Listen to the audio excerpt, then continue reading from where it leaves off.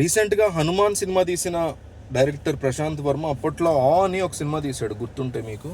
కాజల్ హీరోయిన్గా చేసింది ఆ మూవీలో. అందులో లాంటి ఒక స్టోరీని తీసుకుని దానికి ఎక్సలెంట్ బ్యాక్గ్రౌండ్, అంటే ఈ హిమాలయస్ బ్యాక్గ్రౌండ్, ఎక్స్ట్రాడినరీ విజువల్స్ని బేస్ చేసుకుని తీసిన సినిమా గామి. గామి సినిమా బాగుంది లేదా బాగాలేదు అనే దానికంటే ముందు ఈ సినిమాకి బిగ్గెస్ట్ పాజిటివ్ ఏంటంటే విజువల్స్, తర్వాత బ్యాక్గ్రౌండ్ మ్యూజిక్, సినిమాటోగ్రఫీ, ఇవన్నీ చాలా ఎక్సలెంట్గా ఉన్నాయి. దాంతోపాటు కాస్టింగ్ కూడా చాలా బాగా కుదిరింది.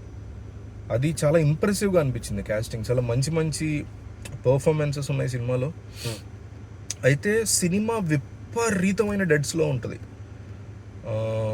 స్టోరీ మూమెంట్ కానీ 3 డిఫరెంట్ స్టోరీస్ని మిక్స్ చేసి ఈ కథ నడుస్తూ ఉంటుంది. స్క్రీన్ ప్లే మొత్తం కూడా లీనియర్గా ఉంటుంది. సో సినిమా నడుస్తున్నంతసేపు మీకు విపరీతమైన స్లో, కంప్లీట్గా ఫస్ట్ హాఫ్ సెకండ్ హాఫ్ కూడా. అంటే ఫస్ట్ హాఫ్ ఓకే, బేర్ చేసాము, స్లోగా ఉన్నా పర్లేదు, సెకండ్ హాఫ్లో ఇంకా ఫాస్ట్గా స్టోరీ చెప్పండి అని మనం సెకండ్ హాఫ్కి కూర్చుంటే సెకండ్ హాఫ్ కూడా ఇంకా స్లో అయిపోవడం అనేది ఈ సినిమాకు ఉన్న బిగ్గెస్ట్ నెగిటివ్. అంటే ఈ స్టోరీని స్లోగానే చెప్పాలా అంటే మేబీ చెప్పలేము, నాకు టెక్నికల్గా నాకు వీఆర్ నాట్ డైరెక్టర్స్ కాబట్టి. బట్ చూసే ఆడియన్స్కి మాత్రం కాస్త స్పీడ్ ఉంటే బాగుండేది కదా, ఇంకాస్త ఇదే స్టోరీని కొంచెం ఫాస్ట్గా ఇంకా ఇంట్రెస్టింగ్గా చెప్పొచ్చు కదా అని అయితే డెఫినెట్లీ అనిపిస్తుంది.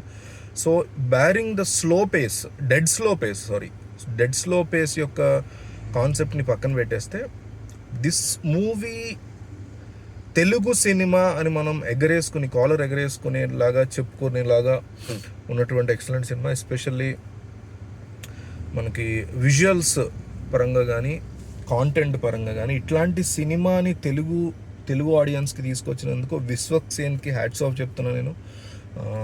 Such a wonderful film, bearing the slow pace, visuals, performances, background music, ఆ స్టోరీ, మనం కనెక్ట్ అయ్యే కాన్సెప్ట్, ఇంత సెన్సిటివ్ సబ్జెక్ట్ని ఇంత బాగా చెప్పొచ్చా అనిపించే విధానం. ఓవరాల్గా గామి నాకు పర్సనల్గా చాలా బాగా నచ్చింది. మీకు నచ్చుతుందా లేదా అని చెప్పడానికి ముందు థియేటర్లో ఒక స్లో సినిమాని మీరు ఇదివరకు ఎంజాయ్ చేసి ఉంటే మాత్రం డెఫినెట్లీ ఈ సినిమాని ఎంజాయ్ చేస్తారు. లేదు నాకు థియేటర్లో స్లోగా ఉండి స్టోరీ ఫాస్ట్గా వెళ్ళాలి, స్క్రీన్ ప్లే ఫాస్ట్గా ఉండాలి, ఎందుకంటే ఎక్కువ మంది తెలుగు ఆడియన్స్కి టాలరెన్స్ కానీ పేషెన్స్ కానీ చాలా తక్కువ ఉంటుంది థియేటర్లో.